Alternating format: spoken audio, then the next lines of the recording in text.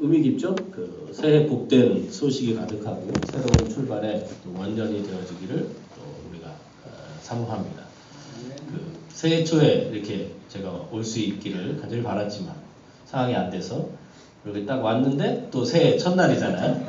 의미가 되게 어제 이제 운전하고 내려오면서도 제가 이제 서울 막힌제로 내려올 때 이거 고향 가는구나. 고향 가는 길이잖아요. 고향에 이렇게 왔지. 제가 이게 다른 데 온 게 아니라 고향에 온 거예요. 그래서 하나님 계신 곳이 그 어디나 우리가 하늘나라고 고향인데, 그렇죠? 네. 여기가 제 고향이다 이렇게 생각을 합니다. 계속해서 이제 오후에는 마가복음을 통해서 좀 은혜를 나누고자 합니다. 오늘은 이제 하나님의 아들 예수 그리스도 복음의 시작 예수 그리스도에 대해서 말씀을 나눌까 합니다. 오늘 마가는요, 마가복음을 시작하면서 1절을 독특하게 배치를 하고 있습니다. 보통은 이제 한 문장은 이렇게 주어와 동사로 구성이 되어 있습니다. 그래서 한 문장이라고 말하는데, 오늘 1절에서는 명사 4개를, 그러니까 단어 4개를 그냥 붙여놨어요. 그러니까 이게 문장이 아니라 단어만 4개 있는 거예요. 어떻게 되어 있냐면, 복음, 하나님의 아들, 예수, 그리스도. 요 예수하고 그리스도. 이렇게 4개 단어를 따로따로 붙여놨습니다. 이걸 이제 한글 번역에서 번역을 하려니까 어순이 좀 이상하잖아요. 그래서 1절에서 한국이 번역할 때는 하나님의 아들 예수 그리스도 복음의 시작이라 이걸 뒷붙여 설명을 번역을 해 놓은 거예요. 마가는 이제 사람에게 궁금하게 하는 거죠. 복음, 처음에 복음, 그렇죠? 복음, 하나님의 아들 예수 그리스도.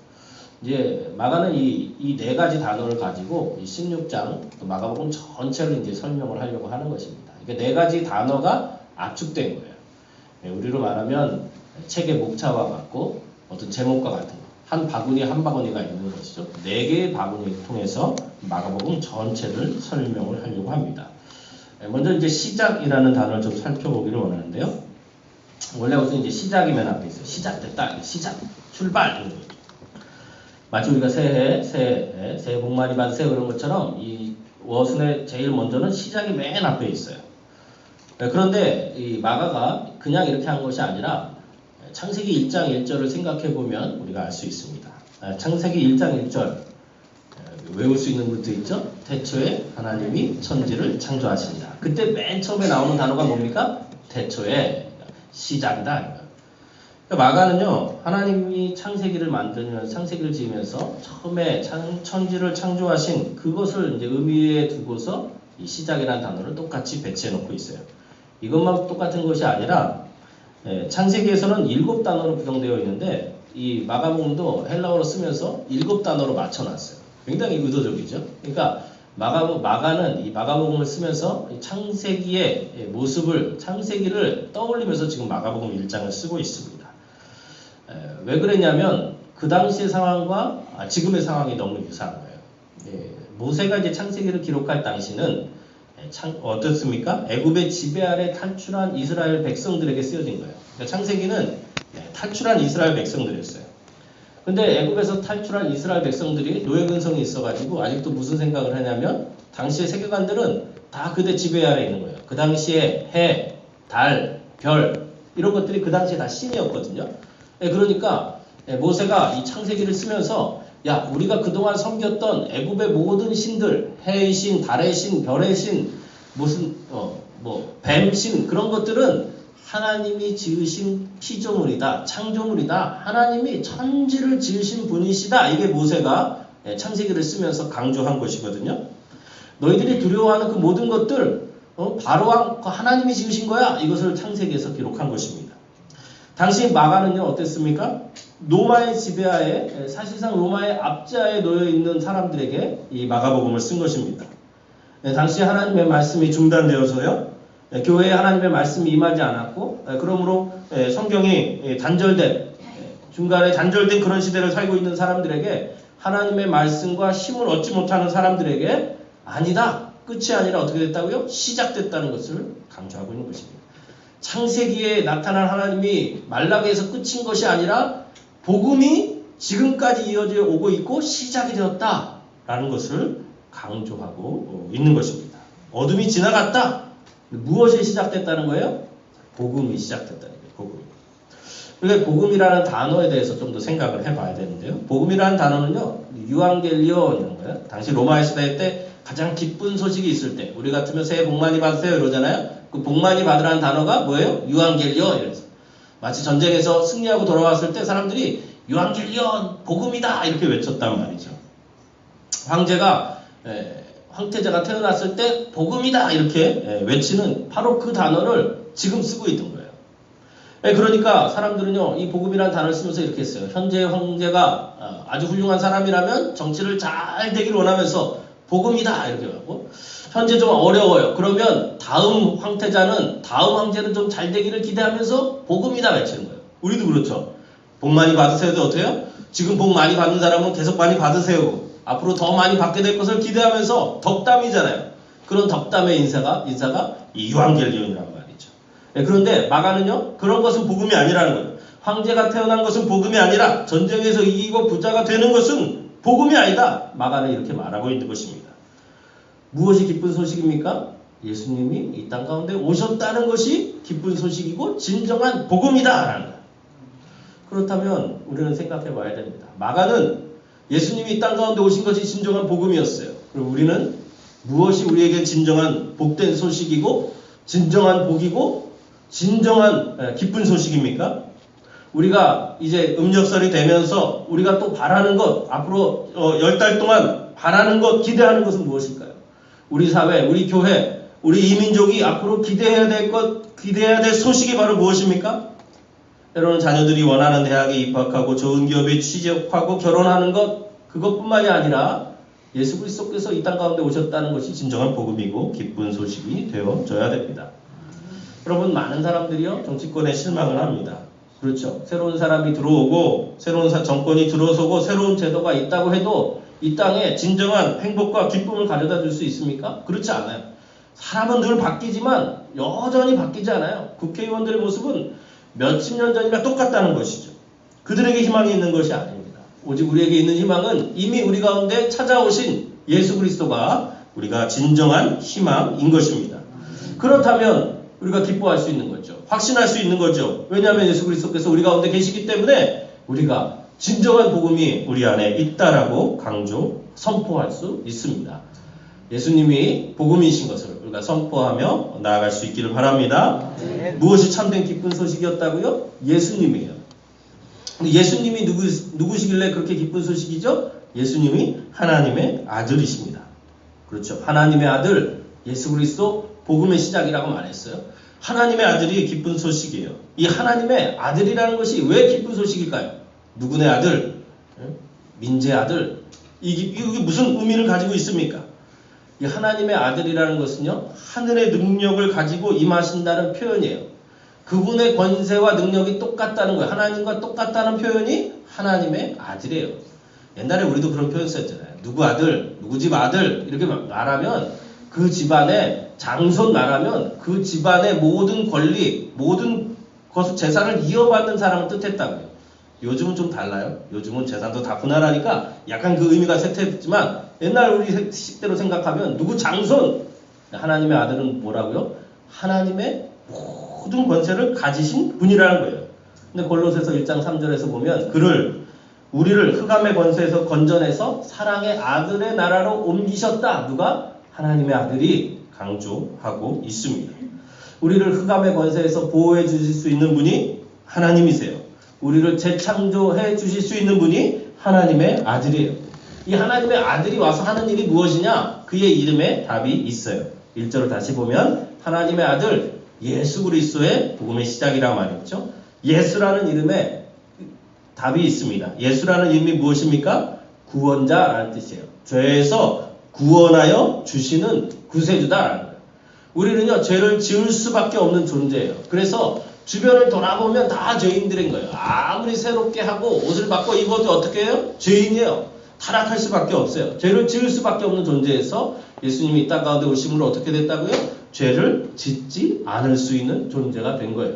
우리의 모든 운명과 가난과 저주와 죄의 굴레를 깨트려 주시고 그것에서 해방돼서 새로운 나라로 갈 수 있는 길을 열어 주신 분입니다. 그분이 누구시라고요? 예수님이에요. 우리의 구원자 되는 거예요. 그 예수님이 우리 삶의 중심으로 찾아와 주신 것이 복음이고 이것이 영원한 기쁜 소식이에요.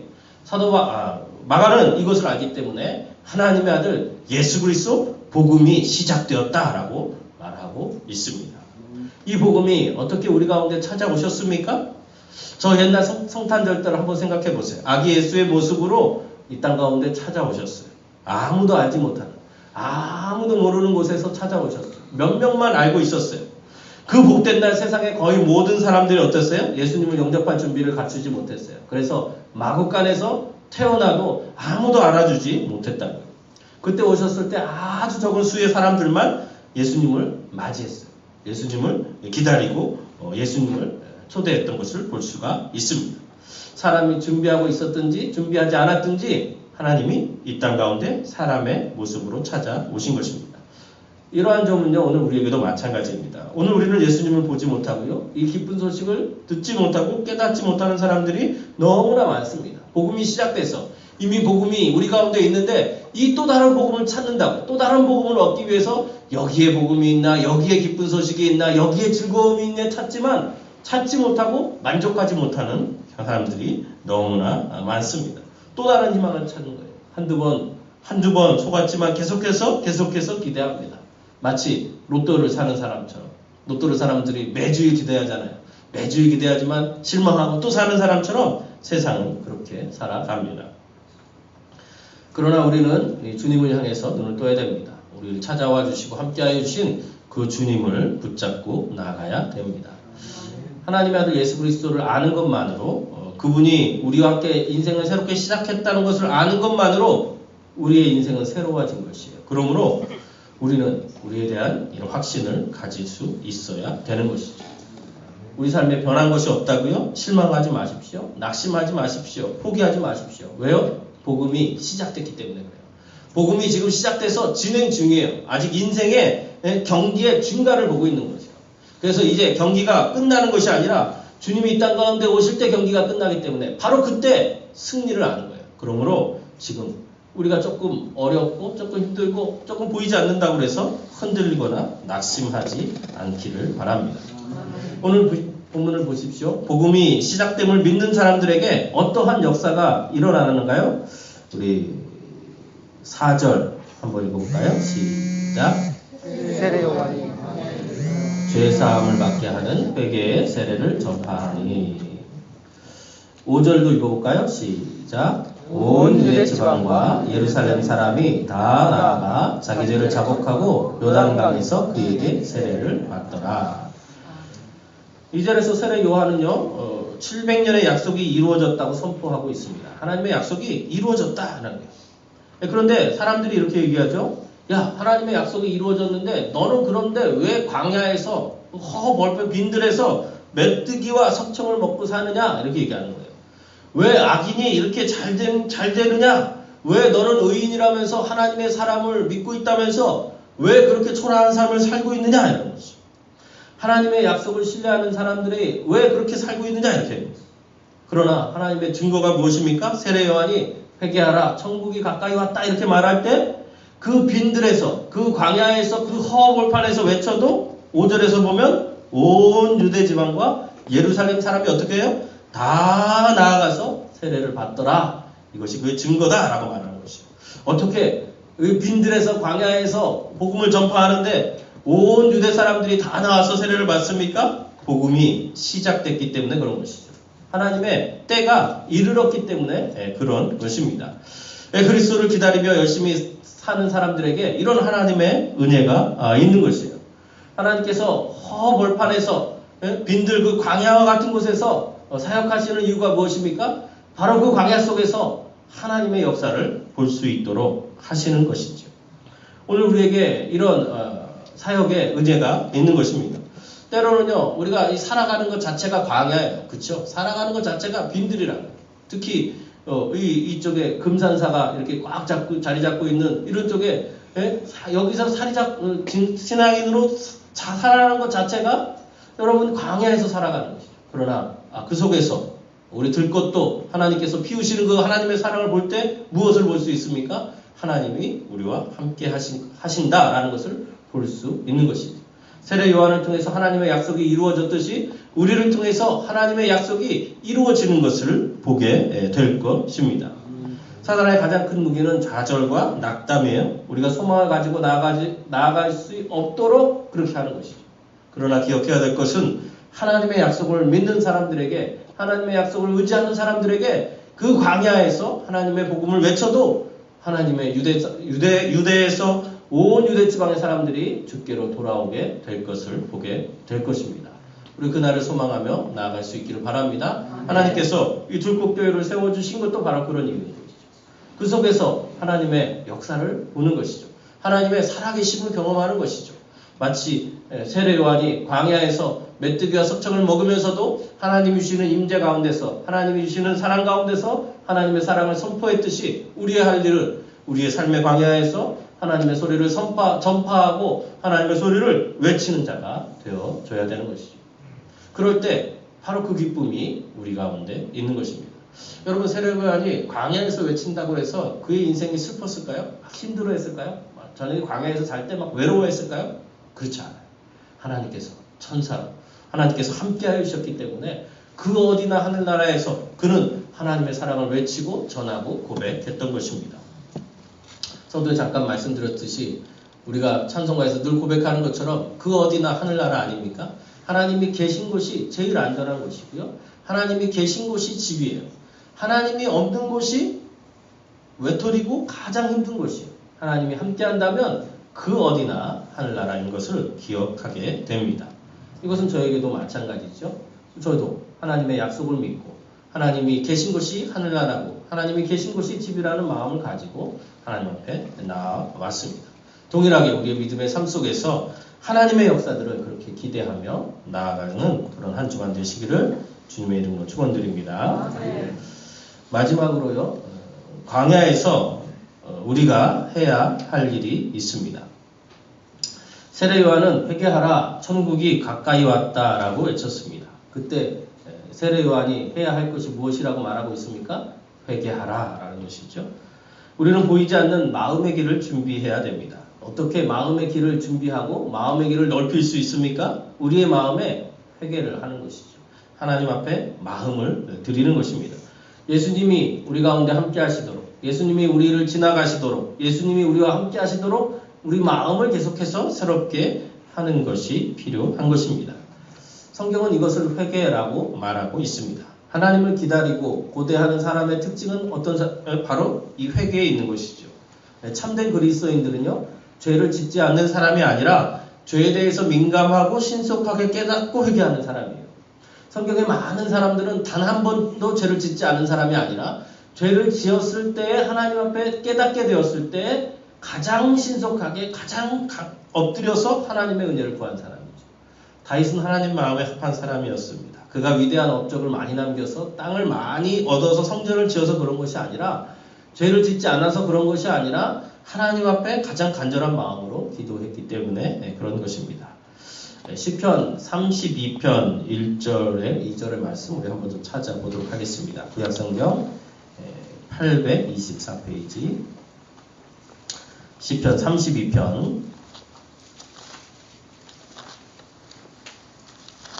1절 2절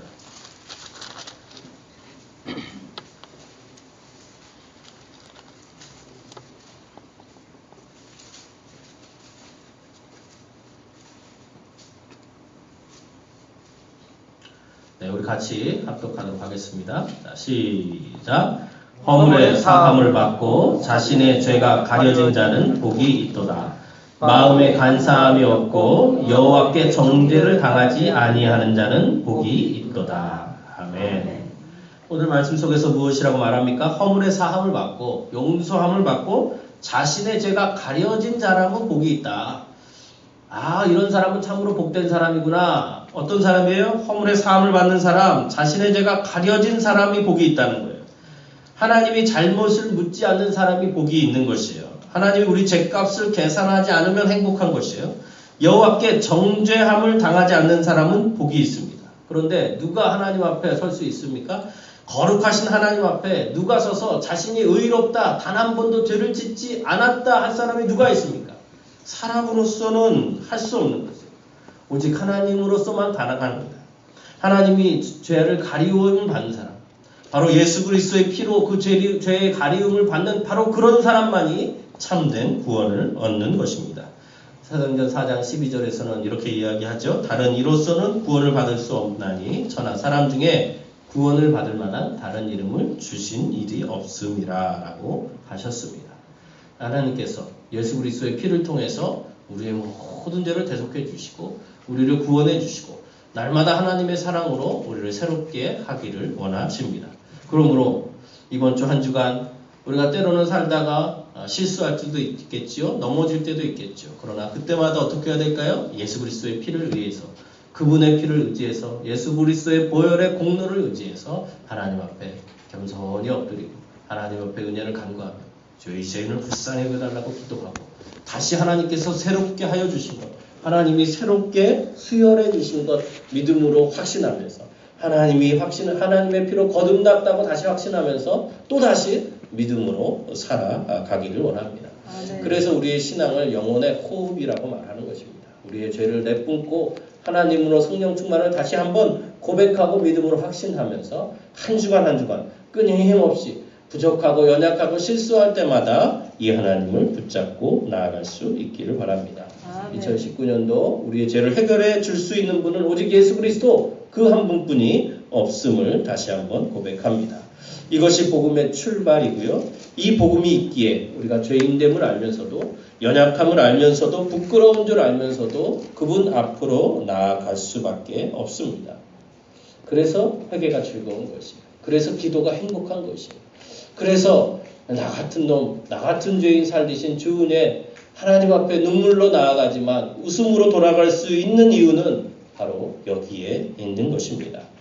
참으로 정결하신 그리스도를 배웠고 그분의 은혜를 붙잡는 한 해가 되어지기를 원합니다. 한 달이 되어지기를 원합니다. 한 주간이 되어지기를 원합니다. 때로는 우리의 더러움에 애통해하고 자복하고 하나님의 은혜를 구하는 그런 시간이 되어지기를 원합니다. 우리의 입을 크게 열 때 채우시는 그 하나님을 경험하기를 원합니다. 비록 실수하고 넘어지지만 하나님께서 새롭게 하여 주실 것 기대하며 나아가기를 원합니다. 이러한 복음의 시작되신 예수 그리스도 그가 말씀하신 것을 믿고 그분을 알아가기를 힘쓰는 그런 한 해가 되어지기를 원합니다. 그러할 때 우리의 심령을 회복시켜 주시고 더 새롭게 하여 주실 것이고요. 때로는 마른 뼈같이 때로는 죽은 것 같은 마음도 살려주시고요. 마른 뼈 같고 죽은 것 같은 인생도 살려주실 것이고요. 죽은 가정도 살려주실 것이에요. 변화되지 않는 모습들도 친구들도 회복시켜 주실 것이에요.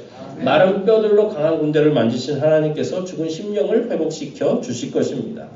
그 하나님을 믿고 나아갈 때 우리 개인이 살고요. 이 들꽃교회가 더 회복이 되어지고 소성케 되어지고 온전케 되어질 것입니다.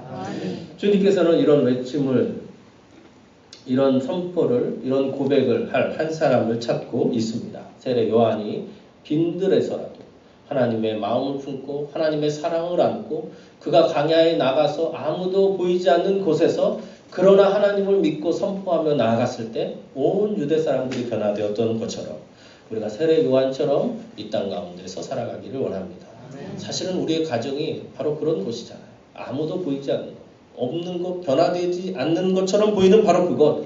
그러나 그 속에서 하나님의 복음을 꿋꿋하게 선포될 때에 하나님께서 하나님의 때에 가장 좋을 때에 가장 순적하게 가장 최선의 방법을 통해서 하나님께서 인도해 주실 것입니다.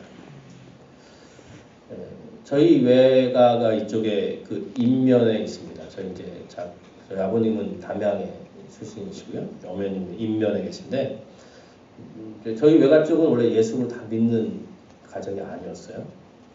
근데 저희 집이 저희 누님이 제일 먼저 믿고 제가 예수를 이제 군대 갔다 와서 24살에 예수를 믿었습니다. 그리고 나서 이제 가정의 복음화를 위해서 기도했었고요. 그랬을 때 이제 제가 이제 목사 안수를 받을 때 저희 이제 부모님이 이제 신앙생활을 하셨어요. 그리고 이제 집사로 권사로 임명을 받으셨어요. 그리고 이제 지금 아들 이제 저희 동생 내외만 남았는데 저희 가정이 이제 거의 다 구원이 됐지 않습니까? 이제 그래서 그렇게 믿고 있는데 이제 외할머니가 소천을 하셨을 때였어요. 외할머니가 소천을 하셨는데 그 집안은 지금도 하루에 버스 3대 올라가는 거의 꼴짝이거든요. 그 꼴짝에 예수 믿는 가정이 그렇게 없어가지고 이게 또 너무 이렇게 어머님 혼자 이렇게 외로워하고 계셨는데 의미 깊죠? 네, 외할머니가 이게 소식이 가득하고 출연을 못 하시고 굉장히 오랫동안 하셨어요. 그래서 제가 이제 사모하고 어느 날 전화 오셔가지고 새해 초에 이렇게 돌아가신다고 볼 수 있기를 늘 바랐지만 상황이 안 돼서 저희가 이제 기도를 왔는데 또 새해 첫날이잖아요. 의미가 기도를 그게 했는데 어제 이제 그리고 그거랑 나서 내려오면서 영환이 다 돌아가셨어요.